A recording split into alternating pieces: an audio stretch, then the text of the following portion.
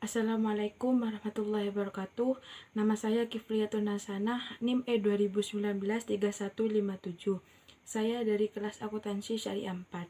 Baik, di sini saya akan menanggapi video tanggapan dari Bapak Dr. Andes Abdul Wadud Nafis yang berjudul yaitu Perhitungan Pendapatan Nasional. Nah, definisi pendapatan nasional sendiri yaitu nilai total output akhir suatu negara dari semua barang dan jasa yang diproduksi dalam satu tahun. Selanjutnya yaitu konsep pendapatan nasional. Konsep pendapatan nasional tersendiri yaitu ada 5. Yang pertama yaitu produk domestik bruto atau disebut GDP. Yang kedua yaitu produk nasional bruto atau disebut juga dengan GNP. Yang ketiga yaitu produk nasional neto, disebut juga NNP. Yang keempat yaitu pendapatan nasional neto atau disebut juga NNI. Dan yang terakhir yaitu pendapatan perseorangan atau PI. Yang pertama yaitu tentang produk domestik bruto atau GDP. Produk domestik bruto atau gross domestic product merupakan jumlah produk baik barang maupun jasa yang dihasilkan oleh unit-unit produksi di dalam batas wilayah suatu negara atau domestik selama 1 tahun. Nah, rumus dari GDP itu sendiri yaitu pendapatan masyarakat DN atau disebut juga dalam negeri ditambah pendapatan asing luar negeri atau disebut LN. Yang selanjutnya yaitu produk nasional bruto atau disebut juga dengan GNP. Nah, produk nasional bruto atau gross national product adalah nilai produk baik barang maupun jasa yang dihasilkan oleh penduduk suatu negara nasional. Nah, selama 1 tahun termasuk yang dihasilkan oleh warga negara tersebut di luar negeri. Jadi, jika seorang pria asal Indonesia yang menjual pakaian di Vietnam, maka barang atau jasa yang dihasilkan termasuk dalam GNP. Nah, rumusnya yaitu GNP sama dengan pendapatan WNI DN ditambah pendapatan WNI LN, yaitu LN disebut dengan luar negeri, dikurangi pendapatan asing DM. Nah, begitu rumusnya. Yang berikutnya yaitu produk nasional neto atau NNP.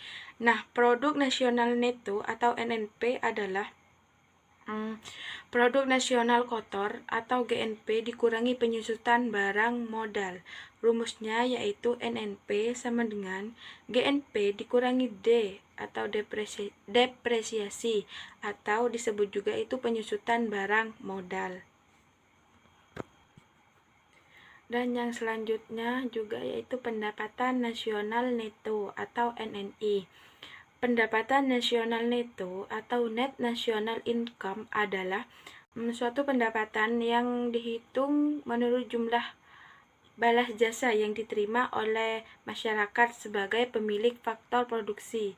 Berikut adalah cara penghitungan pendapatan itu sendiri, yaitu sama dengan hasil neto atau NNI sama dengan NNP dikurangi pajak tidak langsung. Nah, pajak tidak langsung ini adalah pajak yang bebannya dapat dialihkan kepada pihak lain seperti pajak hadiah, pajak penjualan, dan lain-lainnya.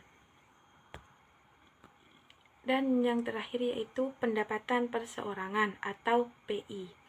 Nah, pendapatan perseorangan atau personal income merupakan jumlah pendapatan yang diterima oleh setiap orang dalam masyarakat, termasuk pendapatan yang diperoleh tanpa melakukan kegiatan apapun. Nah, misalnya seperti gaji seorang karyawan kantoran maupun pendapatan wira swasta yang didapatkan secara berantai. Rumusnya yaitu sama dengan PI sama dengan NNI dikurangi pajak perusahaan, dikurangi iuran, dikurangi laba ditahan, dan ditambah transfer payment. Nah, transfer payment ini adalah penerimaan-penerimaan yang bukan merupakan balas jasa produksi. melainkan diambil sebagai dari pendapatan nasional tahun lalu, seperti halnya pembayaran pensiunan, tunjangan, pengangguran, dan sebagainya. Memiliki nama lain disposable income atau pendapatan. Nah, pendapatan ini adalah pendapatan yang siap dimanfaatkan untuk guna membeli barang dan jasa konsumsi, dan selebihnya menjadi tabungan yang disalurkan melalui investasi atau dijadikan investasi. Rumusnya yaitu DI sama dengan PI dikurangi pajak langsung. Nah, pajak langsung ini diperoleh dari pajak yang bebannya tidak dapat diselisihkan kepada pihak lain seperti pajak pendapatan. Selanjutnya yaitu manfaat perhitungan pendapatan nasional. Yang pertama yaitu mengetahui tingkat kemakmuran suatu negara. Yang kedua yaitu mengevaluasi kinerja perekonomian dalam skala tertentu. Yang ketiga yaitu mengukur perubahan perekonomian suatu negara secara berkala. Yang keempat yaitu memudahkan dalam membandingkan kinerja ekonomi dari setiap sektor. Yang kelima yaitu sebagai indikator kualitas hidup masyarakat di suatu negara. Yang keenam yaitu sebagai indikator perbandingan kinerja antar negara. Yang ketujuh yaitu sebagai indikator perbandingan kualitas standar hidup antar negara. Yang ke-8 yaitu sebagai indikator dan perbandingan tingkat pertumbuhan ekonomi dari waktu ke waktu. Dan yang terakhir yaitu sebagai indikator dan perbandingan pertumbuhan ekonomi dan kekayaan dari suatu negara tersebut. Yang berikutnya yaitu metode pendekatan nilai produksi. Pendekatan nilai produksi adalah menjumlahkan barang atau jasa yang diproduksi oleh suatu usaha, baik itu BUMN ataupun UMKM pada suatu negara dalam waktu setahun. Rumusnya yaitu Y sama dengan kurung buka P1 kali Q1 ditambah kurung buka P2 dikali Q2 ditambah dalam kurung P3 dikali Q3 ditambah titik-titik ditambah dalam kurung PN dikali QN tutup kurung. Keterangannya yaitu Y1 merupakan pendapatan nasional, Q1 yaitu jenis barang ke-1, QN yaitu jenis barang ke-N, P1 harga barang ke-1, dan PN adalah harga barang ke-N. Metode pendekatan pendapatan. Metode pendapatan nasional dengan menghitung jumlah pendapatan dari berbagai faktor produksi yang memberi sumbangan terhadap proses produksi. Nah, rumusnya yaitu Y sama dengan W ditambah R ditambah I ditambah P. Keterangannya yaitu Y sama dengan pendapatan nasional, W wage atau upah atau juga disebut gaji.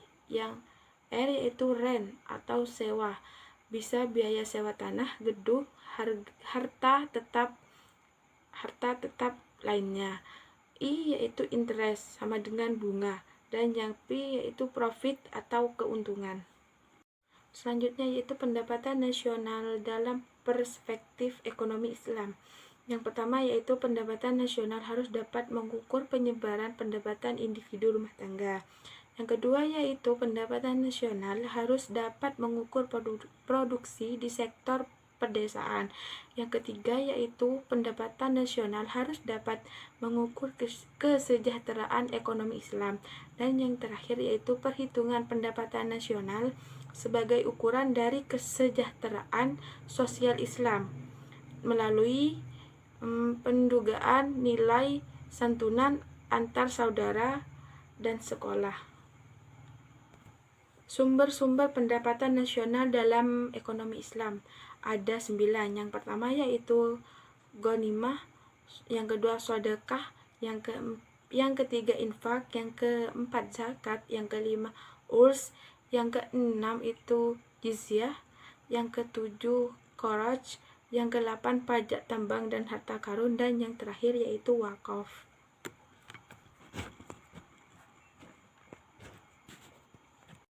Nah, demikian video tanggapan dari saya dari video yang berjudul penghitungan pendapatan nasional dari Bapak Dr. Andes Abdul Wadud Nafis.